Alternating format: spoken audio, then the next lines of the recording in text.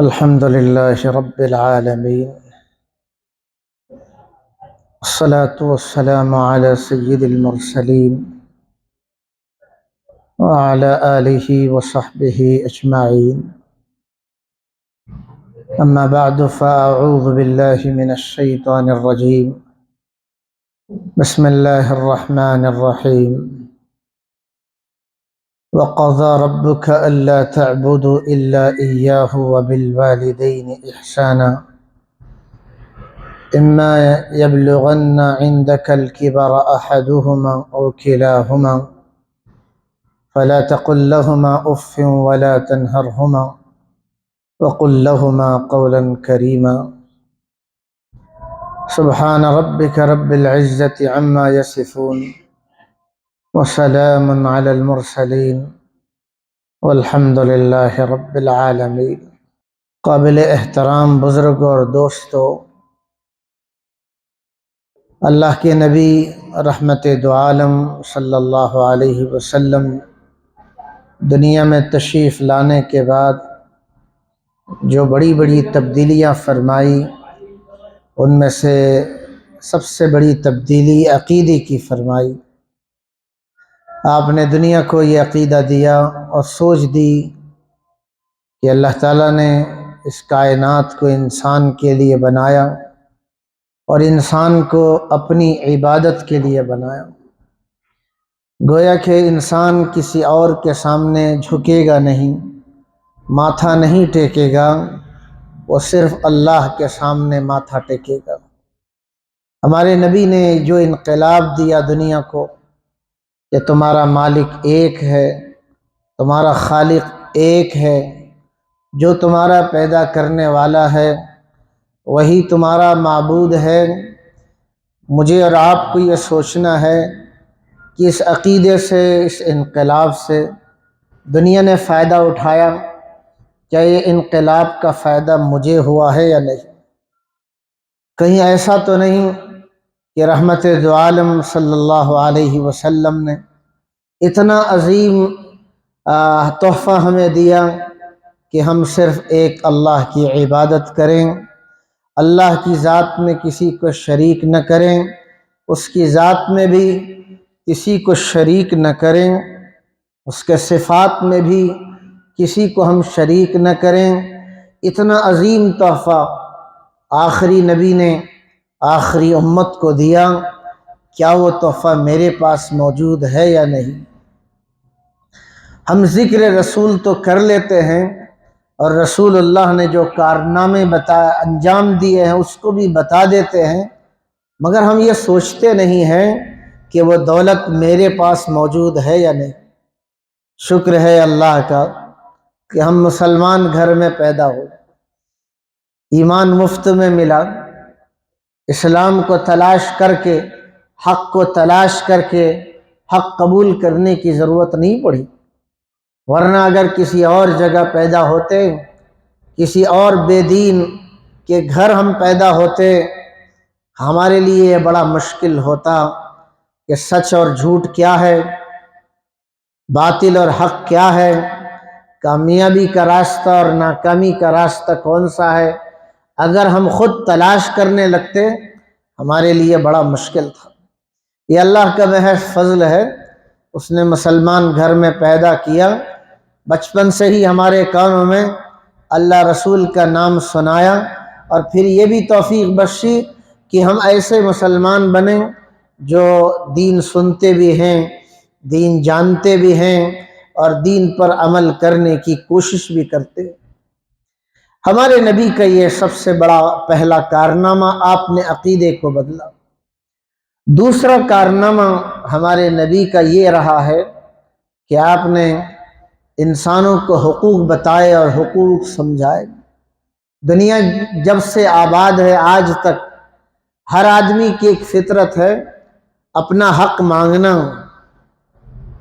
اپنا حق ہر کوئی مانگتا ہے.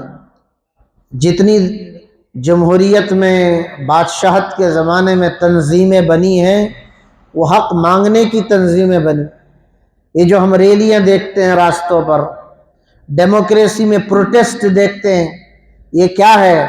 हुकूमतों से हक मांगा जा रहा है, अदालतों से हक मांगा जा रहा है। यहाँ हक मांगने की आवाज़ है, मगर रसूलुल्लाह ने ये तरतीब बताई कि हर आदमी अपनी जिम्मेदारियों को समझे, दूसरों के हक अदा करने वाला बने। जब समाज अच्छा बनाना चाहते हो तो समाज में लोगों की सोच भी ऐसी बननी चाहिए कि हर आदमी दूसरे का हक अदा करे। जब हम दूसरे का हक अदा करेंगे, खुद ब खुद लोग हमारा हक अदा करेंगे। अगर हम दूसरों का हक नहीं देंगे, हमारा कोई हक नहीं अदा करे, दूसरों को इज्जत देंगे तो दूसरे हमें इज्जत दे। आज हम इज्जत मांगते हैं, इज्जत मांगने से इज्जत नहीं मिलती, इज्जत देने से इज्जत मिलती। इसी तरह हक का मामला है, हक मांगने से हक हासिल नहीं होता। आज देखिए अदालतों में जाकर कितने मुकद्दमे दो भाइयों के, दो बहनों के, रिश्तेदारों के, पड़ोसियों के मुकद्दमे अदालतों में चल रहे। हर आदमी अपना हक मांग रहा है, ये मेरा हक छीना हुआ है, ये दुकान का हिस्सा इसने बराबर नहीं दिया, इसने वरासत में हिस्सा बराबर नहीं दिया। हमारे नबी ने हक देने की तालीम दी। आपने फरमाया कि आपने एक मर्तबा सहाबा के सामने सवाल किया, फरमाया बताओ मेरी उम्मत का मुफलिस आदमी कौन? मुफलिस आम तौर पर गरीब को कहते हैं। जब सहाबा के सामने हुजूर ने सवाल किया तो सहाबा ने अर्ज़ किया, या रसूल अल्लाह, मुफलिस वो है जिसके पास रुपया पैसा न हो। हम भी यही जवाब देते कि मुफलिस और गरीब वो है जिसके पास रुपया पैसा न हो। आपने फरमाया मेरी उम्मत का मुफलिस वो नहीं है, मेरी उम्मत का मुफलिस वो है जिसके पास ढेर सारी नमाजें हैं, ढेर सारे रोज़े हैं, ढेर सारी नेकियां हैं, मगर उसने दूसरों का हक नहीं अदा किया। उसने किसी को गाली दी, किसी को बुरा भला कहा, किसी पर जुल्म किया, किसी का हक मारा। क़यामत के दिन एक एक हक वाला आएगा, अल्लाह के दरबार में हक का मुतालबा करेगा। अल्लाह ताला जितने मजलूम आएंगे उनके हक की आवाज़ लगेगी, हर हक वाले को उसकी नेकियां दे देगा। वहाँ रुपये पैसे तो होंगे नहीं, वहाँ तो नेकियां दी जाएंगी, हक के बदले नेकियां ट्रांसफ़र की जाएंगी। जब नेकियां दी जाएंगी फिर भी लोगों के हक बाकी रहें। फिर कुछ लोग आएंगे, हमारा भी हक बाकी है, तो मजलूमों के गुनाह उस नेक आदमी के सर पर थोप दिया जाए। सारी नेकियां ख़त्म, दूसरों के गुनाह हक मारने की वजह से नामे आमाल में आए। फिर हुजूर ने फरमाया ऐसे आदमी को घसीट करके जहन्नम में दाखिल किया जाए। ये हदीस हमें तन्हाई में बैठ के सोचने की। मैं नमाज पढ़ता हूँ, मैं रमज़ान के रोज़े रखता हूँ, मैं ढेर सारी नेकियां करता हूँ, क्या मैं इन इबादत के साथ साथ हक को अदा करता हूँ या नहीं? अगर मैं हुकूक के मामले में कोताही करूँगा, अल्लाह के यहाँ पकड़ा जाऊँ। हमारे नबी ने ये एक बहुत बड़ा कारनामा किया, हर इंसान को उसकी जिम्मेदारियाँ समझाई। हमारे रहमते दो आलम सल्लल्लाहु अलैहि वसल्लम ने हमें बताया कि अगर तुम माँ बाप हो तो तुम्हारी ज़िम्मे औलाद की क्या जिम्मेदारी, अगर तुम औलाद हो तुम्हारे ज़िम्मे माँ बाप की क्या जिम्मेदारी, अगर तुम शोहर हो तुम्हारे ज़िम्मे बीवी की क्या जिम्मेदारी है, अगर तुम बीवी हो तुम्हारे शोहर की जिम्मेदारी क्या है, अगर तुम रिश्तेदार हो तुम्हारे रिश्तेदारों की जिम्मेदारियां तुम पर क्या है, अगर तुम पड़ोसी हो पड़ोसियों की जिम्मेदारियां तुम पर क्या हो। अल्लाह के नबी ने ये सारी चीज़ें हमारे सामने खोल खोल के बताई। और जो किताब अल्लाह ताला से लेकर हमारे नबी ने हमें दिया उसमें भी हुकूक की अदायगी की फिक्र दिलाई। अल्लाह ताला के हक के बाद बंदों के हुकूक में सबसे बड़ा हक ماں باپ کا حق ہے۔ قرآن نے بھی سمجھایا، ہمارے نبی نے مختلف موقعوں پر اس حق کی بات کہی کہ ماں باپ کا حق ادا کرو، ماں باپ کا حق ادا کرو۔ یہ بات کتنی مرتبہ کہی گئی؟ یہ بات اولاد سے کہی گئی، ماں باپ کا حق مانگنے کے لیے نہیں، ماں باپ کا حق ادا کرنے کے لیے کہی۔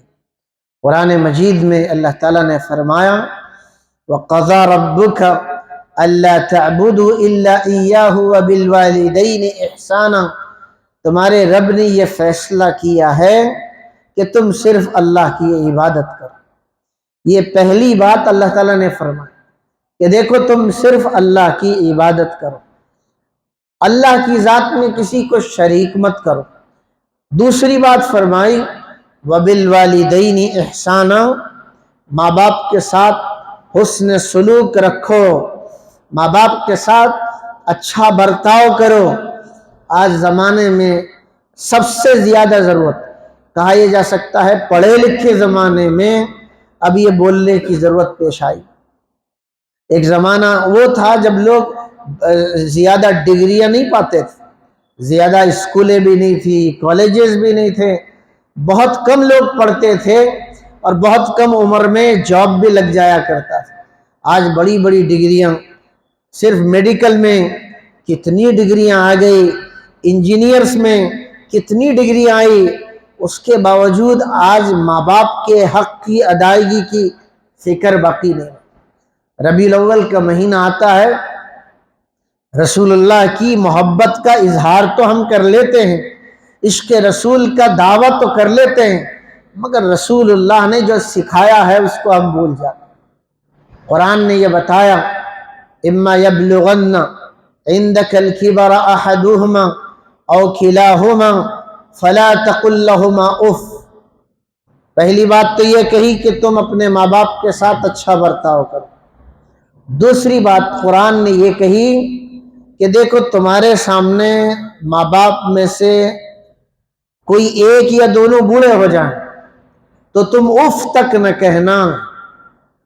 یہ جملہ یاد رکھنے کا جملہ ہے کہ ماں باپ بوڑھے ہو گئے، اس عالم میں ماں باپ بیمار بھی ہیں، سائیکالوجی طور پر پریشان بھی ہیں، ایک عمر کے بعد آدمی میں بے صبری بھی آ جاتی ہے۔ ماں باپ ہیں، جس کو اللہ تعالیٰ نے ماں باپ کا تحفہ دیر تک دیا ہے وہ خوش نصیب بندے کی علامت ہے۔ اللہ تعالیٰ گویا کہ ہمارے اوپر ماں باپ کا سایہ رکھا ہے، بہت دیر تک ہمارے ماں باپ کی دعائیں ہمارے ساتھ۔ اگر ماں باپ زندہ ہیں ان کو ان کے ساتھ اچھا برتاؤ کرنا ہے، بوڑھے ہو جائیں انہیں اف تک نہیں کہنا ہے۔ اف کے بارے میں مفسرین کا یہ کہنا ہے کہ ایسا ساؤنڈ نہ نکالنا جس ساؤنڈ کی وجہ سے ماں باپ کا دل دکھے۔ یا سینٹنس کا لفظ یوز نہیں ہوا کہ ماں باپ کو تم ایسے بولو جس سے ان کا دل دکھے، یہ نہیں فرمایا، بلکہ ایسی آواز بھی مت نکالو جس آواز سے تمہارے ماں باپ کا دل دکھے۔ مثال کے طور پر اگر ماں باپ کے سامنے اگر ماں باپ نے کچھ کہا بیٹا یہ لے کر آ، ہم نے زور سے کہا اور اس کی وجہ سے ماں باپ کا دل دکھا، یہ بھی اللہ کو پسند نہیں ہے۔ اسی طرح ماں باپ نے کچھ ذمہ داری ڈالی، اف کا لفظ ہے کہ ایک آدمی سویا ہوا ہے، ماں باپ نے اسے جگایا بیٹا پانی لے کر آ، اس نے بے خودی میں بغیر ارادے کے ایسی آواز نکالا، وہ گہری نیند میں تھا، ایسی آواز نکالا جس کی وجہ سے ماں باپ کو تکلیف ہو گئی۔ اللہ کو یہ بھی پسند۔ وَلَا تَنْهَرْهُمَا، ماں باپ کو جھڑکی بھی مت دینا۔ وَقُلْ لَهُمَا قَوْلًا كَرِيمًا، ماں باپ سے جب بھی بات کرنا عزت سے بات کرنا۔ یہ چوتھی بات قرآن نے کہی وَقُلْ لَهُمَا قَوْلًا كَرِيمًا، ماں باپ سے عزت کی بات کرنا۔ اور پھر قرآن نے یہ نصیحت کی وَاخْفِضْ لَهُمَا جَنَاحَ الذُّلِّ مِنَ الرَّحْمَةِ، ہمیشہ ماں باپ کے سامنے عاجز بنے رہنا، بڑائی دکھانا نہیں، اپنی ڈگری کی، اپنے علم کی، اپنی جوانی کی، اپنی مالداری کی، اپنی طاقت کی کوئی چیز ماں باپ کے سامنے نہیں۔ تم بڑے ہو، سوسائٹی میں بڑے ہو سکتے ہو، مگر ماں باپ کے سامنے تم چھوٹے ہو۔ تمہارے پاس ڈھیر سارا علم ہے، تم لوگوں کے سامنے تعریف کے قابل ہو، شان والے ہو، بڑائی والے ہو، مگر ماں باپ کے سامنے تم بیٹے ہی ہو، تمہیں جھکے رہنا، تم کتنے بڑے ہو جاؤ۔ ہمارے نبی صلی اللہ علیہ وسلم کو جس ماں نے دودھ پلایا، دائی حلیمہ، حضور کتنا ادب و احترام کرتے تھے۔ صحابہ کے ساتھ حضور بیٹھے ہوئے تھے، حضور کے لیے ایک فرش بچھا ہوا تھا، آپ علیہ السلام نے دیکھا ایک بوڑھی عورت آئی، آپ اٹھے، اس کا استقبال کیا، آپ نے اپنی بیٹھی ہوئی جگہ پر اس کو بٹھایا، عزت سے بات کرتے رہے، اسے عزت دیا، پھر دور تک روانہ فرمایا۔ صحابہ کو بڑا تعجب ہوا، یا رسول اللہ، اس بوڑھی ماں کی آپ نے اتنی عزت کی، یہ کون؟ حضور نے فرمایا یہ وہی خاتون ہے جس نے مجھے بچپن میں دودھ پلایا، یہ دائی حلیمہ ہے۔ آج ہم سگی ماں سے محبت نہیں کرتے، سگے باپ کو عزت نہیں دیتے۔ اللہ کے نبی نے جو دنیا میں انقلاب لائے ہیں، ان میں سے حقوق کو ادائیگی کا انقلاب لائے۔ ربیع الاول کے مہینے کے آنے پر ہم خوشی کا اظہار کرتے، رسول اللہ آ گئے، رسول اللہ کے آنے کا مہینہ آ گیا، مگر رسول اللہ نے جو ریولوشن دنیا میں لائے اس کا کچھ اثر میرے اندر موجود ہے یا نہیں؟ حضور نے دنیا کو یہ پیغام دیا کہ جو آدمی اپنے ماں باپ کو محبت بھری نظر سے دیکھتا ہے، ایک نظر دیکھنے پر اللہ ایک حج مبرور کا ثواب عطا کرتا ہے۔ صحابہ نے پوچھا یا رسول اللہ، اگر کوئی ماں باپ کو دن میں 100 مرتبہ محبت سے دیکھے، 100 مرتبہ حج کا ثواب ملے گا؟ آپ نے فرمایا ہاں۔ آپ ذرا بیٹھ کر اس حدیث پر سوچئے، ماں باپ کو خود کے بڑے ہونے کے بعد، پیسے کمانے لگنے کے بعد، سوسائٹی میں عزت ملنے کے بعد، ماں باپ کو محبت کی نظر سے دیکھنا کتنا مشکل ہے۔ آپ ذرا سوچئے کہ میں اور آپ کبھی تنہائی میں بیٹھ کے سوچیں، میں اپنی ماں کو محبت سے دیکھتا ہوں، میں اپنے باپ کو محبت سے دیکھتا ہوں، کیا یہ چیز میرے اندر ہے؟ ہاں، میں کھلاتا بھی ہوں، پلاتا بھی ہوں، عزت بھی کرتا ہوں، کیا میں محبت سے میری ماں کو دیکھتا ہوں، میرے باپ کو دیکھتا ہوں؟ میرے باپ جیسے بھی ہوں، میری ماں جیسی بھی ہو، وہ میرے ماں باپ ہیں، مجھے ان کو برابر عزت بھی دینا ہے، محبت بھی دینا۔ آپ علیہ السلام نے فرمایا اے لوگو، کیا میں تمہیں بتاؤں بڑے بڑے گناہوں میں سے کون سے بڑے گناہ؟ صحابہ نے عرض کیا ضرور بتا دیں۔ آپ نے فرمایا اللہ کی ذات میں شرک کرنا بڑا گناہ، ماں باپ کی نافرمانی کرنا بڑا گناہ، جھوٹ بولنا، جھوٹی گواہی دینا بڑا گناہ۔ یہ 3 بڑے بڑے گناہوں میں دوسرا بڑا گناہ ماں باپ کی نافرمانی کو آپ نے شمار فرمایا۔ ایک مرتبہ فرمایا کہ ایک آدمی ہے، اس کی نہ فرض قبول ہے نہ نفل قبول ہے۔ صحابہ نے پوچھا وہ کون آدمی ہے؟ آپ نے فرمایا ماں باپ کی نافرمانی کرنے والا، ماں باپ کا دل دکھانے والا، تقدیر کا انکار کرنے والا، اس کی نہ نفل قبول ہے نہ فرض قبول ہے۔ اللہ کو پانے کے لیے اللہ کے بندوں کے حقوق کی ادائیگی بھی ضروری۔ ہمارے نبی نے فرمایا، ایک مرتبہ حضور سے پوچھا گیا ماں باپ کیا چیز ہے؟ آپ نے فرمایا ماں باپ تیری جنت بھی ہے، ماں باپ تیری دوزخ بھی۔ ماں باپ کی خدمت کر کے جنت حاصل کی جا سکتی ہے، ماں باپ کا دل دکھا کر اور تکلیف دے کر جہنم بھی حاصل کی جا سکتی ہے۔ تو حقوق میں اللہ کے نبی نے ماں باپ کے حق کا پہلا تذکرہ فرمایا، اس کے بعد اللہ کے نبی نے اولاد کی ذمہ داریاں بھی سمجھائیں۔ کہ جب تمہارے گھر بچہ پیدا ہو جائے اللہ کے شکر ادا کرو، اولاد کو زندگی کا حق دو۔ قرآن نے بھی یہ تاکید کی، وَلَا تَقْتُلُوا أَوْلَادَكُمْ، اپنی اولاد کو قتل مت کرو۔ لڑکا پیدا ہو رہا ہے پیدا ہونے دو، لڑکی پیدا ہو رہی ہے پیدا ہونے دو، یہ اولاد کا سب سے پہلا حق ہے۔ زمانہ جاہلیت میں لڑکی کو پیدا ہونے کے بعد مار دیا جاتا تھا۔ اس زمانے میں یہ اندازہ نہیں ہوتا تھا کہ پیدا ہونے والے لڑکی ہے یا لڑکا ہے۔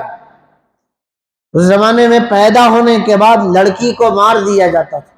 لوگ اس کو برا سمجھتے تھے کہ داماد میرے گھر آئے گا، داماد خود کسی کے ہیں مگر داماد کو لانے کو برا سمجھا جاتا تھا۔ قرآن اللہ کے نبی نے جو دنیا میں انقلابات لائے ہیں ان میں سے آپ نے ایک انقلاب یہ بھی لے کر آئے، دنیا والوں کو بتایا لڑکی کو بھی جینے کا حق حاصل ہے، لڑکے کو بھی جینے کا حق حاصل ہے۔ جب بچہ پیدا ہو جائے اس کا نام اچھا رکھا جائے، یہ ماں باپ کو حضور نے سمجھا، یہ اولاد کا حق ہے۔ جب بچہ پیدا ہو جائے اس کا عقیقہ کیا جائے، اس کی تہنیک کی جائے، کھجور چبا کر کے کچھ لعاب اس کے منہ کو چٹایا جائے، اور جب بچہ چلنے پھرنے کے قابل ہو جائے اسے تعلیم دی جائے، 7 سال کا ہو جائے نماز کی تاکید کریں، 10 سال کا ہو جائے نماز نہ پڑھنے پر اسے سزا دیں، اس عمر میں اس کا بستر الگ کر دیں۔ کیا یہ باتیں ہم عمل کرتے ہیں کہ ہم کو اللہ تعالیٰ نے بچے دیے، بچوں کی ذمہ داریاں اللہ کے نبی نے ہمیں سمجھایا، میرے بھی بچے ہیں، میری بچیاں ہیں، اللہ کے نبی نے سکھایا وَاتَّقُوا اللَّهَ وَاعْدِلُوا بَيْنَ أَوْلَادِكُمْ، لوگو اللہ سے ڈرو، اپنی اولاد کے درمیان انصاف کرو، بیٹے کو بیٹی پر ترجیح مت دو، بیٹی کو بیٹے پر ترجیح مت دو، دونوں کے درمیان انصاف رکھو۔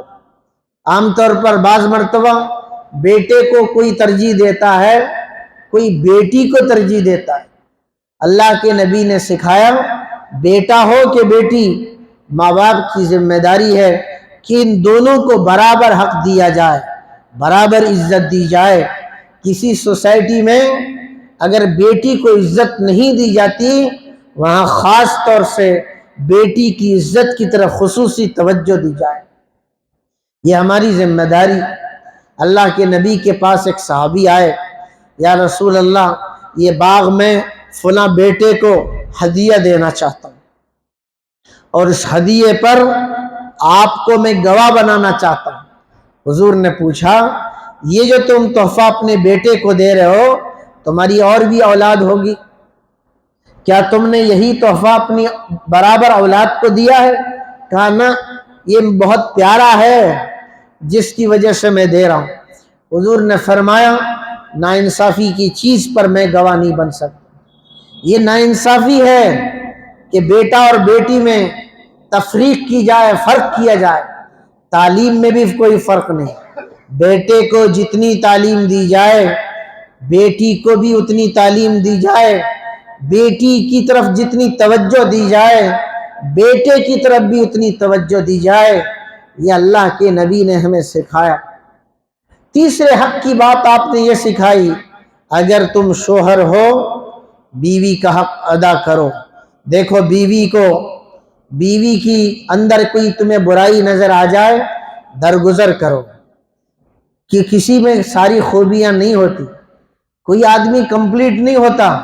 حضور نے ہمارا ذہن بنایا اگر تمہاری بیوی میں ایک خوبی ہے ایک خامی ہے تو اچھائیوں پر نظر رکھو اور اگنور کرنے کی کوشش کرو۔ دیکھو عورتوں پر ہاتھ مت اٹھاؤ، اگر عورتوں پر ہاتھ اٹھائے تو ان کو چہرے پر مت مارو۔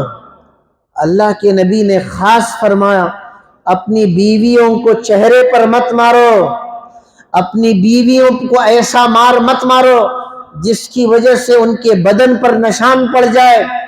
ایک ظلم ہے کہ وہ عورت اپنا گھر چھوڑ کے، اپنے ماں باپ کا گھر چھوڑ کے تمہارے پاس آئی۔ عورت کی کوئی معمولی قربانی نہیں ہے، عورت کی سب سے بڑی قربانی ہے، اور ہمیں یہ سمجھنا چاہیے کہ دنیا میں سب سے خوبصورت رشتہ میاں بیوی کا رشتہ ہے۔ اگر یہ رشتہ صحیح ہے، گھر کا نظام صحیح ہے، اولاد کی تربیت بھی صحیح ہو سکتی ہے۔ اگر میاں بیوی کا رشتہ صحیح نہیں ہے، میاں بیوی آپس میں لڑتے ہیں، وہ ایک دوسرے کو معاف نہیں کرتے، وہ ایک دوسرے کو برداشت نہیں کرتے، وہ ایک دوسرے کو عزت نہیں دیتے، اس گھر میں نہ میاں بیوی کی زندگی میں سکون آ سکتا ہے، نہ اس گھر میں اولاد کی تربیت ہو سکتی۔ ہمارے نبی صلی اللہ علیہ وسلم نے ایک نہیں کئی بیویوں سے نکاح کر کے زندگی گزار کی امت کو بتایا کہ بیویوں کے ساتھ کیسے رہنا چاہیے۔ آپ نے فرمایا خیارکم خیارکم لنسائکم، تم میں بہترین آدمی وہ ہے جو اپنی بیوی کے ساتھ اچھا رہتا ہے۔ آپ کا یہ جملہ ہمیں سوچنے پر مجبور کرتا ہے۔ اچھا آدمی وہ ہے جو بیوی کے ساتھ اچھا ہے، اچھا آدمی وہ نہیں جو دوست کے ساتھ اچھا ہے۔ باہر اچھا رہنا بہت آسان ہے، بیوی کے ساتھ اچھا رہنا معمولی بات نہیں۔ بیوی کو برداشت کرنا، بیوی کی تکلیف کو سمجھنا۔ ہم جیسے گھر کے باہر کام کرتے ہیں، ہماری بیویاں بھی گھر میں کام کرتی ہیں۔ یقین مانیے ہم جو گھر کے باہر کام کرتے ہیں، جتنی قربانیاں دیتے ہیں، بعض مرتبہ ہم سے زیادہ قربانیاں وہ نازک ہو کر، بیمار ہو کر، تکلیف میں مبتلا ہو کر، بچوں کی ذمہ داریاں اٹھا کر وہ گھر میں وہ ادا کرتی۔ اگر ہم تنہائی میں بیٹھ کے سوچیں تو ہمیں اندازہ ہوتا ہے کہ بعض مرتبہ ہم سے زیادہ ہماری بیویاں ہمارے گھروں میں قربانیاں دیتی، وہ بچوں کو پالتی ہیں، ان کے سارے ناز نخرے برداشت کرتی ہیں، ان کو کھانا کھلاتی ہیں، ہمارے لیے کھانا تیار کرتی ہیں، گھر کی جملہ ضرورتیں پوری کرتی ہیں۔ پھر بھی ہم ہر حال میں اپنی بیوی سے ناراض رہتے، دل بڑا بنائیں۔ ربیع الاول کے مہینے میں رسول اللہ نے جو دنیا میں انقلاب دیے، ان انقلابات میں سے ایک فیملی انقلاب ہے۔ حضور نے بیوی کے ساتھ کیسے رہنا سکھایا۔ اگر ہم رسول اللہ سے محبت کرتے ہیں، ہمیں چاہیے کہ حضور کی طرح ہم اپنی بیویوں کے حق ادا کرنے والے بنیں۔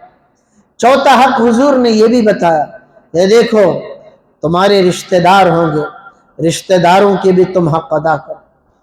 رشتے عام طور پر کمزور ہوتے ہیں، اسے جوڑے رکھنا پڑتا ہے۔ جیسے میاں بیوی کے رشتے کو سنبھالنے کے لیے برداشت کرنا پڑتا ہے، رشتہ داروں کے رشتے کو باقی رکھنے کے لیے بھی برداشت کرنا پڑتا ہے۔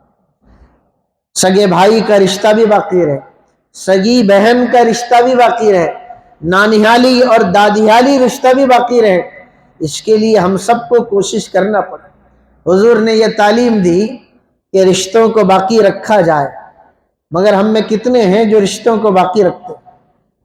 آج ہمیں کوئی فکر نہیں، رشتے کمزور ہو رہے ہیں، رشتے ٹوٹ رہے ہیں، اچھی سیلری مل رہی ہے، اچھا کھان پان ہے، اچھے کپڑے ہیں، اچھی لائف اسٹائل ہے، بس کافی ہے۔ ایک زمانہ ایسا تھا کہ فیملی کے لوگ، ایک خاندان کے لوگ ایک ہی جگہ رہتے تھے۔ اس کا راز یہ ہوتا تھا کہ یہ اسلامی کلچر تھا، ملا خاندان کے لوگ ایک جگہ، پٹھان خاندان کے لوگ ایک جگہ، ہر فیملی کے لوگ ایک جگہ رہتے تھے۔ اس زمانے میں کچھ انبن بھی ہو جاتی، آپس میں لڑائیاں بھی ہو جاتی، تو پھر بھی ملتے تھے، کیونکہ صبح اٹھنے کے بعد سلام تو اپنے چچیرے بھائی کو ہی کرنا ہے، خلیرے بھائی کو کرنا ہے۔ آپس میں اس زمانے میں کچھ لڑائی جھگڑا ہو جاتا تھا، آپس میں مل جاتے تھے۔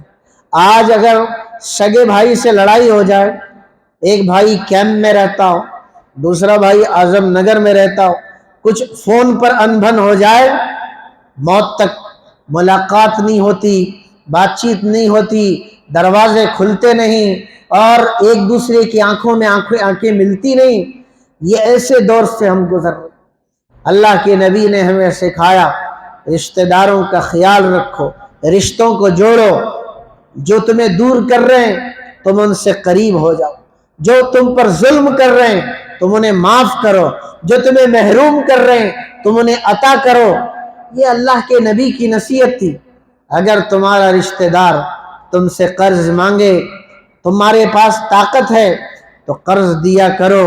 تمہارا رشتہ دار تم سے کوئی مصیبت میں مدد مانگے، تم مدد کیا کرو۔